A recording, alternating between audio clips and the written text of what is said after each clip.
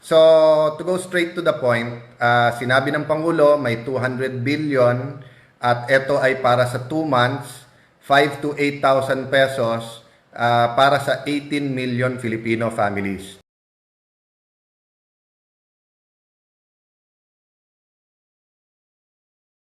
Magandang umaga na po, no? Lampas alas 12 na sa atin pong mga kababayan sa Luzon, Visayas, Mindanao, sa atin pong mga kababayan na OFW that we will address mamaya, yung mga tanong nyo about your families at yung welfare nila, no?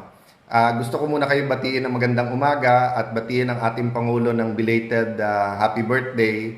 I think we all or many of us na gising pa ngayon watch his address and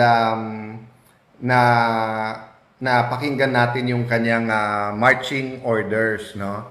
So after listening to him and spending the day talking to the different departments, and I think Sec Sunny Dominguez to be always on the line, and I thank yung mga taga DSWD, yung mga USEC at yung ating regional director, and of course Deputy Speaker El Rey Villafuerte, and also Presidential Secretary Vince Dizon, ang ating Presidential Advisor on Flagship Programs, and the Executive Secretary, no? So, in-expect ko na bukas makikwento ko sa inyo yung written part ng report, di ba? So, meron na yung live broadcast, yung report ng ating Pangulo, and he gave very clear marching orders. Pero dun sa specifics, allow me to talk about some of that tonight, and allow me to address also yung feeling ko as a legislator sa mga kasamahan natin sa IATF, no? So, to go straight to the point, sinabi ng Pangulo may 200 billion at ito ay para sa 2 months, 5 to 8,000 pesos para sa 18 million Filipino families. So, himayin muna natin isa-isa yon para klaro sa lahat, ha. There are more than 24 million Filipino families, no? So, about 109 million Filipinos. So, yung 6.6 million Filipino families, nasa formal sector yan. Yan po ang mga may trabaho, SSS, GSIS, may income tax and everything. So, there's going to be a different package, especially for small micro, small, medium enterprises, kasi more than 90% ng trabahante or ng mga trabaho nasa micro, small, and medium enterprise. So there's going to be a package for that. Yung Bayanihan to Heal Us One is for the 18 million Filipinos na makareceive ng 18 million Filipino families na makareceive ng 5 to 8 million 5 to 8,000 pesos each, no?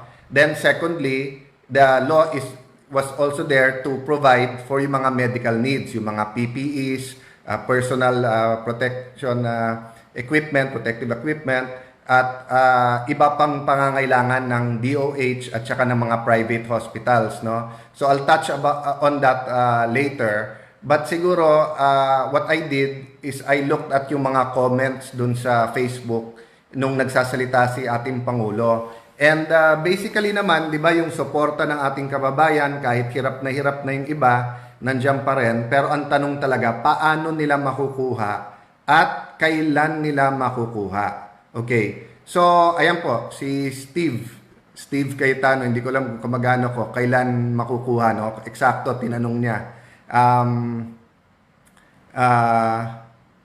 Yon, si Bong Montonilla, tinatanong niya yung PPEs, bakit wala pa, no? So, I'll go to that later. Let me start out muna with paano makukuha ng ating kababayan.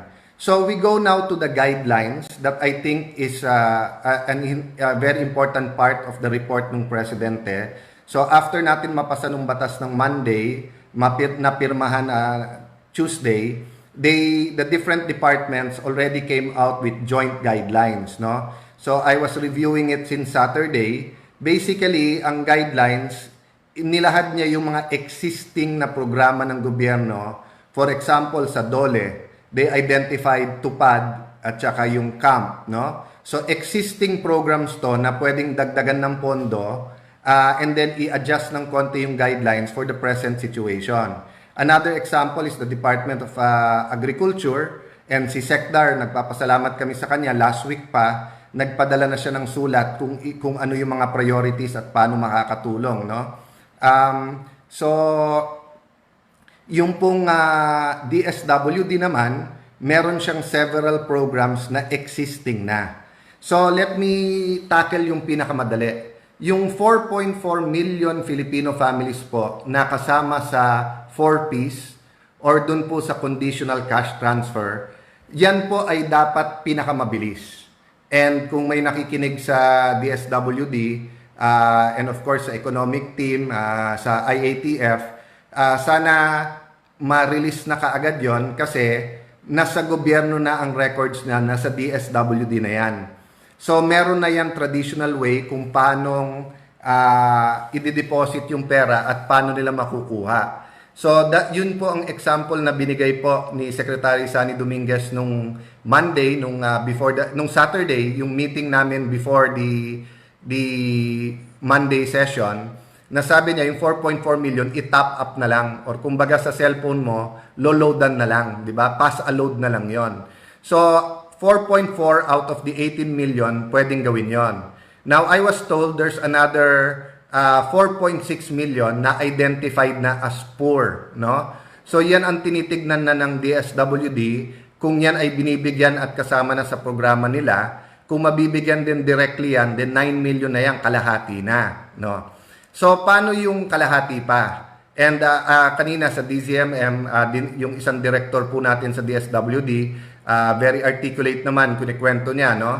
But siguro for a little bit more clarity, I think ito yung sinasabi niyang magkakaroon ng social amelioration card, no? Ito po yung sinasabi niya. Actually po, it's actually a form, no? And I'll go through it with you, but kwento ko muna kung paano to, no? So basically itong form na to, okay, na iba-ibang ahensya ang nandyan, no? DILG, so, tignan ko sandali. Ayan. Ayan po so kung makikita nyo po, DSWD, DTI, DA, Presidential Communications ata yan, tapos DBM, no? And then DLG. So yung form po na yan, makikita nyo po yung name, yung head of the family po ang papipirmahan yan. But kung titignan nyo po, no? Ayan po, no? So we start with the name. So yung head ng family. But makikita nyo po, meron nakalagay dyan na check-in nila. Are you member of the Unconditional Cash Transfer Program or the 4Ps Program? Or ikaw po ba isang katutubo? Kung yes, anong grupo? Or others na may programa na yung gobyerno? And then, kasama po sa form yung pangalan nung mga kasama mo sa bahay, anong relasyon, and then other information like anong sex, male or female, tapos petsa ng yung birthday to po, tapos yun, no, kung may trabaho, kung anong sector, etc., no? And then kung may condition sila para malaman din ng gobyerno kung may sakit. But let me also point down here na may barcode, no? So okay, so this form i-print po to sa mga local government units. So sa mga province, city or municipality. And then ang gagawin po diyan, yung barangay, ibabahay-bahay po 'yan. Lahat ng bahay ay required na bigyan 'yan. If there are 3 households in one house, 3 form dapat ang ibibigay nila, no? And then yung pinakita ko sa inyo kanina na i-check natin kung nakalagay doon, kung conditional cash transfer meron ka na, sa ilalim po, pakita ko po, no? Sa ilalim po may nakalagay eto na dapat ang barangay officials ang magsabi, 'di ba? Ang nakalagay po diyan, assistance to individual in crisis, programa po ng DSWD yan, dapat sagutan ng opisyal, oo o hindi, no? So on this point, kailangan talaga may instructions yung barangay because let's be realistic about it, no? Walang barangay captain na magsasabing huwag bigyan yung lahat ng bahay dun sa lugar niya, no? So dapat maging clear sa kanila kung ano yung basis, no? So having said that, pag chinekan na yung conditional cash transfer, ibig sabihin kasi makukuha mo na yan directly dun sa account mo. So hindi ka na dapat bigyan kasi dodoble, no? So ang intention in Metro Manila it's 8,000. So bakit 5 to 8,000? So if you're from another place sa ating bansa and for example dun sa lugar mo 25% less ang minimum wage sa inyo, so ibig sabihin po ang ibibigay sa inyo 25% less than 8,000. So 6,000 ang makukuha mo, no? So yun po ang ibig sabihin po dun sa 5 to 8,000, no? So yung form na to, napaka-importante po na ma-fill-upan kaagad. So nung isang araw po nag-post ako, 'di ba, na ang distribution sana house to house, sana po yung COA, picture na lang, cellphone na lang para wala nang ballpen, wala nang hawakan. So nakikiusap ako sa lahat ng LGU, although pa pipirma nyo yung form na to, 'di ba? Siguro pagkabigay hintayin nyo, but the less interaction kasi and the less surfaces na nahahawakan natin, pinapasa natin, the less risk of infection. But I guess because nga tama yung sinabi ng ating Pangulo, this is the biggest ever programa ng gobyerno na mapagbigay ng ganitong amount kasi ngayon lang naman tayo nagka-problema na ganitong kalaki. So, ang problema, kung walang basis din kung sinong bibigyan, unang-una hindi mo bibigyan 100% ng household We're going to give 18 million out of 24.4 or 24.6 million Filipino families. Now, kaya ko po tinuro yung barcode kasi yung iba kanina nagtatanong na sa akin if they can print. So, nung nagtanong kami sa DSWD, ibibigay pa daw sa regional director yung barcode for that city or municipality.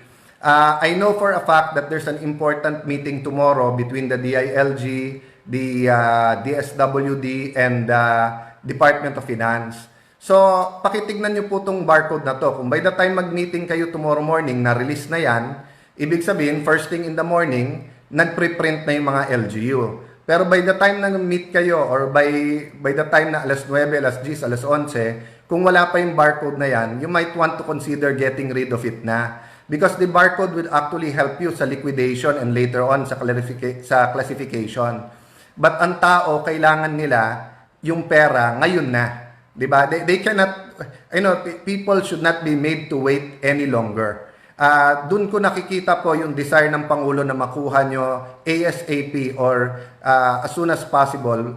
Doon sa pagbibigay niya ng power. Sinabi niya kanina, ine-empower niya na lahat ng departamento. So kung guidelines lang po ito, nasa atin na po yan. Pati COA naman po, ang alam ko po, ang COA is being very sensitive ngayon at coordinated din naman. No? So what's going to happen? What's going to happen is that merong memorandum of agreement na ibibigay ang DSWD sa lahat ng LGU, and as soon as the mayor or governor signs it, they should download a certain amount depende kung anong household. So for example, kung sa Taguig, kung 220, 240,000 households kami, pero kung ang qualified ay 140,000 household, magda-download na sila ng 8,000 times 140,000. No? Kasi yung downloading can take 1 or 2 days. So, ang recommendation namin, kahit print pa yung form, kahit iniikot pa yung form, i-download nyo na kaagad yung pera para walang delay. Total, hindi namang pwedeng galawin nung mayor yan hanggang wala yung mga forms. No? So, going now to the forms, napaka-importante na yung mga mayors at kapitan ay nagkakaisa in how to do this because any delay will also cause delay sa pag-aabot ng pera. Medyo naawa ako dun sa director ng DSWD nung tinanong po sa DZMM, more or less kailan ba marireceive ang pera. Pero ma'am, naawa man ako na yung question na yun was thrown at you. Lahat po kami na on the ground. Lahat po kami na araw-araw na sa kalye, kausap ang mga tao. Tanong nyo po sa mga pulis, tanong nyo sa mga barangay kagawad, tanong nyo sa mga mayor. Yung po ang tanong since Monday, since napasa yung batas, no? So ako naman po, nababantayan ko naman nakikita ko kung gaano kahirap gawin din yung guidelines at ibaba ito. That's why what we want to do is give recommendations na doable. And I thank DSWD for being very open, no? So kanina sa pag-uusap ko dun sa mga undersecretary no ng finance at saka ng DBM, may plano kasi na may programang galing sa DA, may programang galing sa DOLE, may programang galing sa DSWD. So sabi ko sa kanila, alam nyo, komplikado para sa barangay captain at sa mayor kung tatlong ahensya ang kailangan pong kausapin. Ako nga po as speaker, kausap ko yung mga ahensya para sa 300 congressman lang, mahirap na What more if your barangay has 50,000 people, di ba? And what more if your city has 100, 200, 500,000 households, di ba? So kung ang gagawin natin ay sa DSWD, yung traditional na guidelines ng AIX which is 5,000 lang, so yung 3,000 para maging 8,000 manggagaling pa sa DOLE. So magdodoble pa yung listahan mo, no? So ang suggestion ko, total yung mga programa na to ay regular programs at may pondo ito. Yung present na pondo nyo, which is anywhere between only 1 to 9 billion per department or 10, di ba? Billion. I-hold nyo yan, gamitin nyo yan for your specific purpose, no? I'll explain that a little bit later. But yung 200 billion, ang tignan natin kung paano natin i-distribute in the fastest way and in the most efficient way, no? So, meaning, for example, no, if DSWD has 9 billion para sa AIX, yan po ay para sa mga nagkasakit, yan po yung sa mga individual na may crisis, di ba, namatayan, etc. So, keep using the money for that. No? But yung 200 billion na padating, dun mo i-distribute yung 5 to 8 billion 5 to 8,000 pesos per family, no? So kung halimbawa yung family na yon nakakuha ng 8,000 pero may kapamilya sila na ospital, so pwede mo pa rin bigyan ng additional sa AIX naman sa regular program nyo through the regular channels, di ba? Ganun din naman sa DOLE. Kung nakuha mo 8,000 pero yung programa for example nila dun sa wage earners ay 15,000, pwede mong dagdagan ng 7,000 later on. Pero yung first wave ng pagdidistribute, dapat yan magawing madali at ang recommendation namin na mukhang inadapt, house to house ito, no? So yung mga kapitan at LGU. So ang recommendation namin po ay may 5 kasama. First yung LGU kasi syempre siya nag-implement. Second yung barangay. Pangatlo po, pwedeng congressional staff, no? Para ma-report ka agad din sa Kongreso kung may problema sa implementasyon ng batas. Pang-apat, PNP or AFP. Kasi pera tong dala na to So syempre kailangan yung security din na niyan, di ba? And then yung panglima, yung association or yung NGO o homeowners association or kung urban poor yon, yung urban poor organization. Bakit? Kasi we want the least number of people to go into your barangays. Kung papayag din tayo na kung sino-sino ang papasok, hindi para tayong hindi nag-quarantine noon, di ba? So, it's very important that yung mga rep natin, taga ron din sa barangay na yon, sila din yung nandun para mapadali itong lahat, no? So, itong form po na to, 2 kopya po ang pinagagawa. Yung isa po, yung household will keep it para may reference siya. Yung isa, isasubmit po ng barangay sa city, municipality, or province. Tapos, isasubmit naman sa DSWD, no?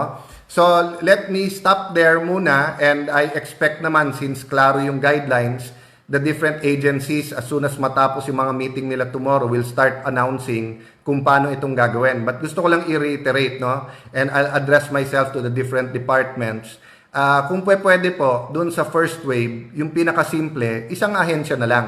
DSWD na lang at saka yung LGU, 5 to 8,000. Anyway, the other agencies will still have their chance. So for example, a fisherman household ng isang mangingisda will get the 8,000. Oh, yes, sa Metro Manila po, meron pa rin marginalized fishermen sa Laguna Lake at saka sa Manila Bay. So halimbawa, nakakuha po yan ng 8,000 pesos, pero may programa ang fisheries o DA para sa kanila. pwede naman madagdag yun kasi kulang pa rin naman Ganun din po sa probinsya. So let's say rice fields po yun, yung farmer po natin, nakakuha siya 8,000 DSWD, pero halimbawa may programa kayo dun sa seeds o kaya sa pagtatanim niya o crop insurance o kung ano man, hindi po conflict yun So let's oversimplify it, no? Let me go to the second part po nung what I want to talk to you about. But this time around naman po, let me address myself to the different secretaries and the task force, no? And let me speak as an ordinary citizen, pero nababasa ko sa comment sa Facebook at saka nakikita ko po yung reaction ng mga tao no? First and foremost, 'di ba? Since empowered na kayo lahat ng ating pangulo, ang request ko po, we speak with one voice. Okay, ulitin ko po we speak with one voice. Ibig sabihin, hindi po pwede na different members of the task force iba po ang sasabihin. I know that's not the intention, and I know sometimes tricky yung media kasi pag nagtanong, nag-clarification, yung context minsan, lalo kung tweet pa lang yon or kung nasa online na hindi kompleto, kung hindi naman yung buong video, minsan na may misinterpret. But I'll give you an example. Di ba? Today, sabi ng isang news report, sabi ni Sec Anyo, hindi dapat i-extend yung quarantine. Sabi naman ng isang report, sabi ni Sec Duque, dahil hindi pa naman natin nakikita yung peak at hindi pa natin nakikita yung takbo ng dapat i-continue yung quarantine or hindi pa niya nakikita yung dahilan to stop the quarantine. So, I know they're telling us their opinion regarding yung kanilang duty. So, kay Sec Anyo as DILG sa law enforcement sa quarantine. Pero si Sec Duque naman sa health. So, anong point po na to? Sana po, yung discussions na yan, dyan na sa inyo sa task force. Pero pag lumabas, isa lang ang sasabihin, di ba? Kasi hindi naman pwede kung may 15 membro ng task force, 15 ang opinion, malilito talaga ang mga tao. At pag nalito ang tao, akala nila nalilito din ang gobyerno. But I'm very confident that actually, hindi naman yan ang ibig nyo sabihin. So this is what I was saying the other day, that communication problem, minsan communication problem, no?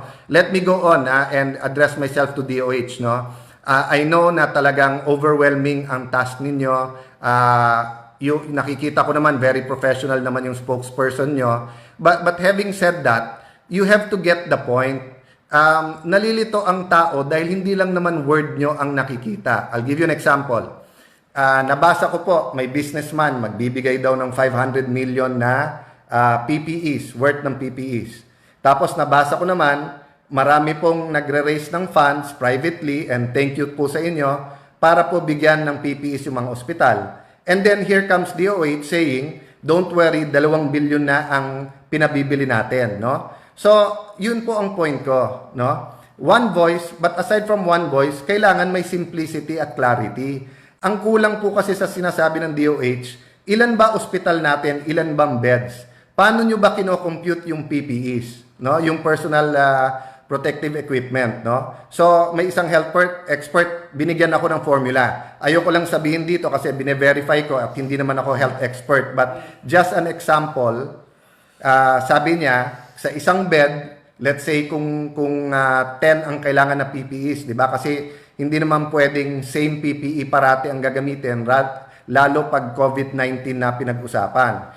So, mako-compute mo yung kailangan na PPEs, mako-compute nyo to regarding ilan ang beds. Ganon din naman yung beds, di ba? Mako-compute nyo sa anong projection nyo kung ano yung peak ng ma-infect at ilan ang ma-hospitalize, di ba? So, ang problema po kasi, di ba, may mga international shows na napapanood na ng ating mga kababayan So, nako-compare nila kung paano yung National Health Service halimbawa ng UK, or kung paano si Governor Cuomo ng New York, or kung paano si President Trump, yung Surgeon General, yung Secretary of Health nila magsalita. So, for example, no, sinabi ni Governor Cuomo na, well, you know, the hospitals are saying that because they're used to having a supply of 3 months.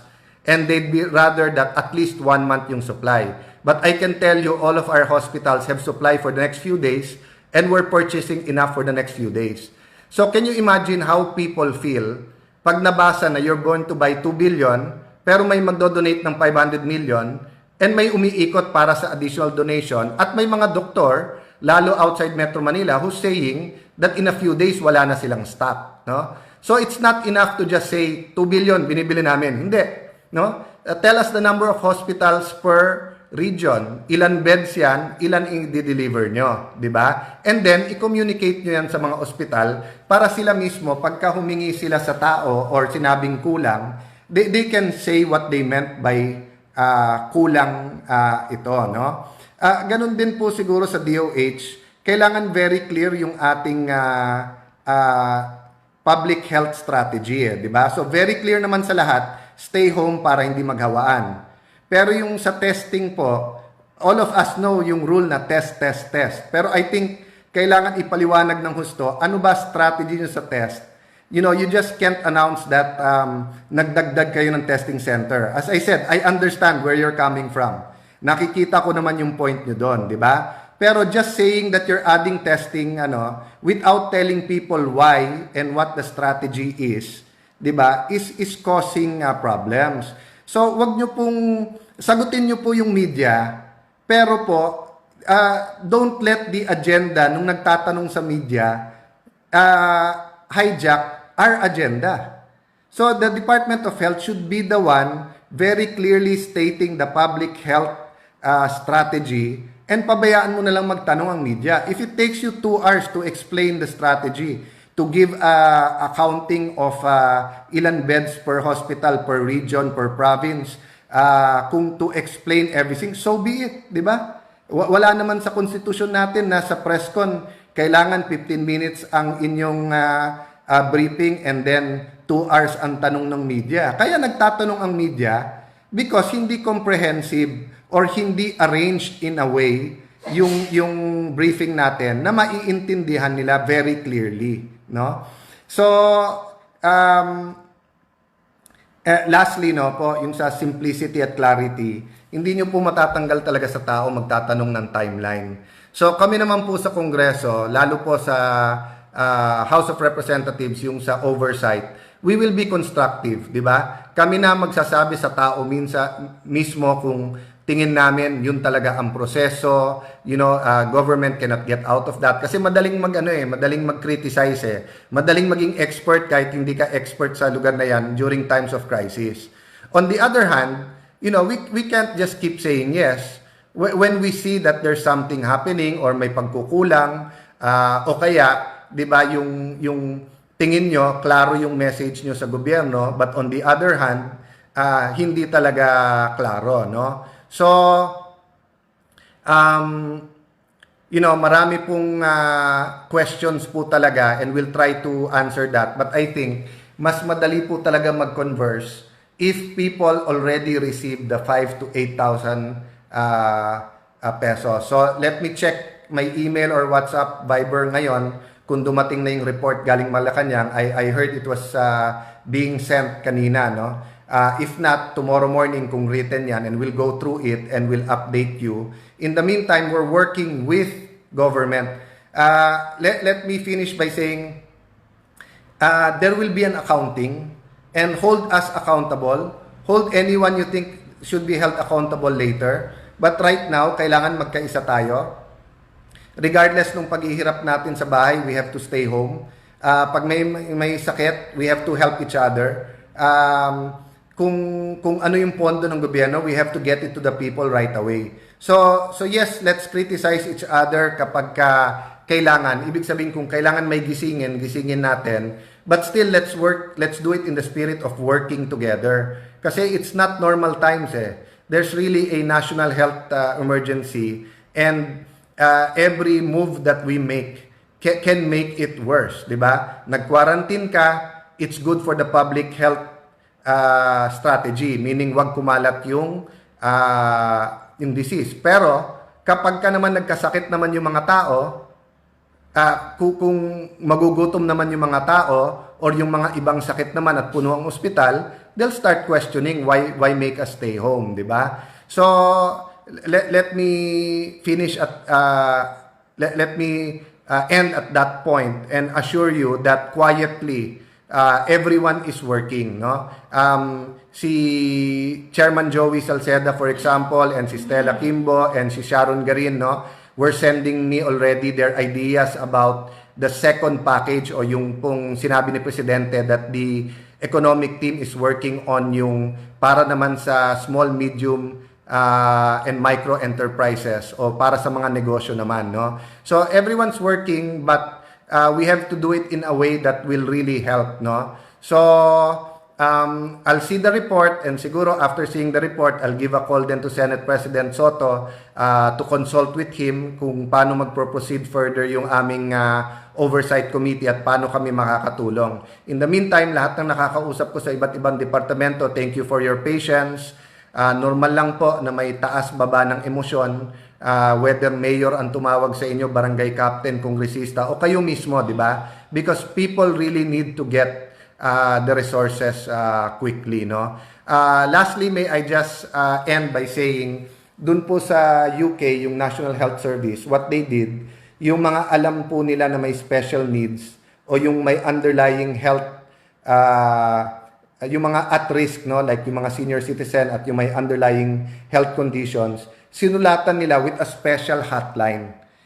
Kasi po kahit anong hotline ibigay natin ngayon, it's puno minsan hindi pa nasasagot, di ba? Or pag nasasagot, pinapasa. But there are really vulnerable parts of our society that need a special line. Tandaan po natin kung may mangyari sa isa man lang, no? Isa man lang ng kababayan natin sa barangay and malaman yung nangyari yon, wala namang sisisihin iba kung hindi gobyerno Kahit sabihin mong kasalanan ng COVID yan or talaga namang no one in the world prepared for this magnitude, di ba? In the end, di ba, ang tatay at nanay ay ang gobyerno. So let's support, no? Someone who's been very much a father to us, Tatay Digong, by following his instructions. Marching orders, he's devolved the powers, he's given you the powers, so let's work together to do it. So update ko po kayo bukas. Good night po everyone, have a good sleep and cherish the time with the family and don't forget to pray. Pray po tayo ng pray. God bless you po, good night po.